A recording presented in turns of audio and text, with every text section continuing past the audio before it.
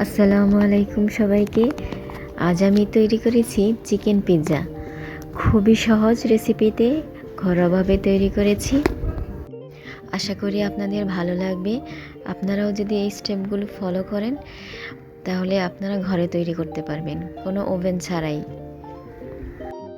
ভিডিওটি না টেনে পুরোটা দেখার চেষ্টা করবেন, তাহলে আমি যে টিপসগুলো দেব ভিডিওর মাঝখানে, সেই টিপসগুলো দিয়ে কাজ করলে আপনারা খুবই সুন্দর করে পিৎজাটা তৈরি করতে পারবেন। তাহলে চলুন শুরু করি। একটি বাটিতে 1 কাপ আটা নিয়ে নিয়েছি। 1.5 কাপ আটা নিব, আমি 1.5 কাপ আটা নিয়েছি। আর 1 চা চামচ ইস্ট নিয়েছি। এখন আমি 1 চা চামচ চিনি দিয়ে দেব, আর দিব 1/2 চা চামচ লবণ।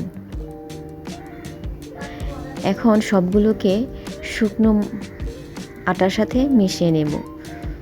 খুব ভালোভাবে মিক্স করে নেব। কুসুম গরম পানি ব্যবহার করতে হবে, আর পানিটা অবশ্যই অল্প অল্প করে মেখে নিতে হবে। প্রথমে হাতে অনেকটা স্টিকি একটা ভাব চলে আসে, হাতে লেগে যায়, কিন্তু আপনারা যখন হাত ধুয়ে এসে আবার ধরবেন তখন আর হাতে লাগবে না। আমি এখন হাতটা ধুয়ে নেব কিছুক্ষণ মাখানোর পর।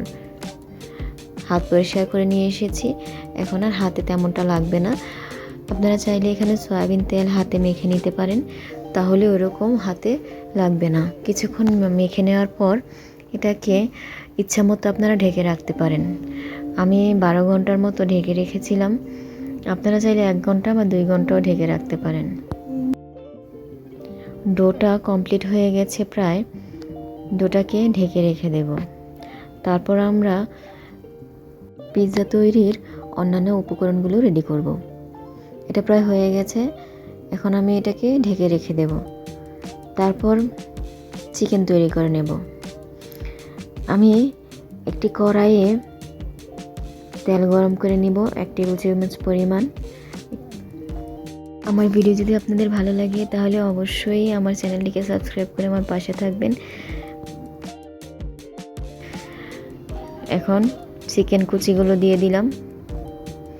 এর মধ্যে আমি অল্প মরিচের গুঁড়ো, ধনিয়ার গুঁড়ো, গোলমরিচের গুঁড়ো, আর অল্প একটু লবণ আর অল্প সয়া সস দিয়ে খুব ভালো করে নেড়েচেড়ে ভেজে নেব। আমি এখানে অল্প আদা রসুন বাটাও দিয়েছিলাম। চুলার আঁচটা মিডিয়ামের চেয়ে একটু হাই হিটে রাখার চেষ্টা করবেন, তাহলে মাংসটা বেশি শক্ত হয়ে যাবে না। আমার মাংসটা হয়ে এসেছে, আমি মাংসটা নামিয়ে নিয়েছি। এখন আমি টমেটো সসটা তৈরি করে নেব, যেটা পিৎজা সস। পিৎজা সসের জন্য আমি তেল নিয়েছি, এর মধ্যে অল্প রসুন কুচি আর অল্প আদা রসুন কুচি দিয়েছি।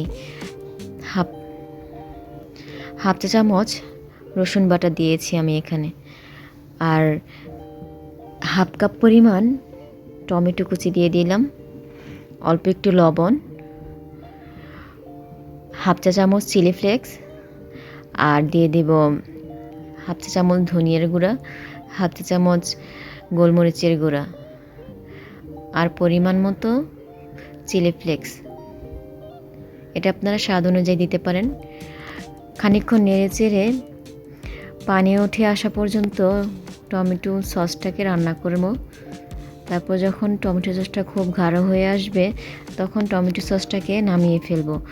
আমি আগে থেকে একটা কড়াইয়ে স্ট্রেনার আর বালি দিয়ে প্রিহিট করে নিয়েছি। এখন আমি পিৎজা ডোটা তৈরি করে নেব। দেখেন পিৎজা ডোটা ফুলে গিয়েছে অনেকটা। এখন এই ডোটাকে তৈরি করে নেব। আমি সামান্য আটা হাতে ছিটিয়ে এটাকে মেখে নেব ভালো করে। আপনারা চাইলে অল্প তেল ব্যবহার করতে পারেন। খুব ভালো করে এটাকে মাখিয়ে নেব। মাখিয়ে নেওয়ার পর এটাকে একটি পিৎজা ট্রেতে করে বেলে নেব। আপনারা ইচ্ছা করলে রুটির মতো বেলে নিতে পারেন, বা টিপে টিপে পুরোটা পাত্রে ছড়িয়ে দিতে পারেন। এটা আপনাদের ইচ্ছা অনুযায়ী। টিপে টিপে দিলে সুন্দর একটু ফুলা ফুলা সাইডে দিয়ে ভাব থাকে, ভালো লাগে খুব দেখতে। আমার ডোটা তৈরি হয়ে গেছে। এখন একটি পিৎজা ট্রেতে অল্প একটু সাদা তেল দিয়ে ব্রাশ করে নিব। পুরোটা পাত্রে ব্রাশ করে নিতে হবে, তাহলে পাত্রে পিৎজাটা লেগে যাবে না, সুন্দর মতো উঠে আসবে। খুব ভালোভাবে ট্রেতে ব্রাশ করে নেওয়ার পর এর মধ্যে পিৎজা ডোটা রেখে টিপিটি পুরোটা ট্রেতে ছড়িয়ে দিতে হবে। হাতে অল্প সয়াবিন তেল নিয়ে নিলে ভালো হয়। টিপে টিপে এইভাবে পুরোটি পাত্রে ছড়িয়ে দিতে হবে।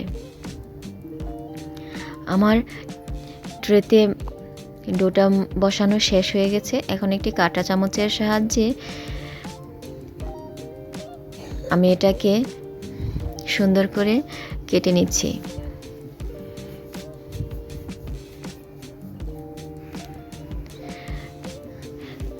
এখন এর মধ্যে পিৎজা সসটা তৈরি করা পিৎজা সসটাকে দিয়ে দিতে হবে। ঘুরিয়ে ঘুরিয়ে সবটুকু সস দিয়ে দিব। এর মধ্যে আমি এক্সট্রা কোনো লবণ ব্যবহার করব না, কারণ পিৎজা সসে যে পরিমাণ লবণ দেওয়া আছে এতেই ব্যালেন্স এসে যাবে। ভেজিটেবলের জন্য কোনো লবণ দিতে হবে না। আপনারা ভেজিটেবলটা ইচ্ছা মতো দিতে পারেন, যার যেরকম ইচ্ছে। ঘরে যা থাকে তাই আপনারা ব্যবহার করতে পারেন। আমি এখানে চিজটা দিয়ে নিয়েছি সসের পর। এখন চিকেনটা সুন্দর করে সাজিয়ে নেব। এই সাজানোটা আপনার সম্পূর্ণ নিজের ইচ্ছা অনুযায়ী করতে পারেন। ঘরে থাকা অল্প কিছু উপকরণে এটা করা সম্ভব।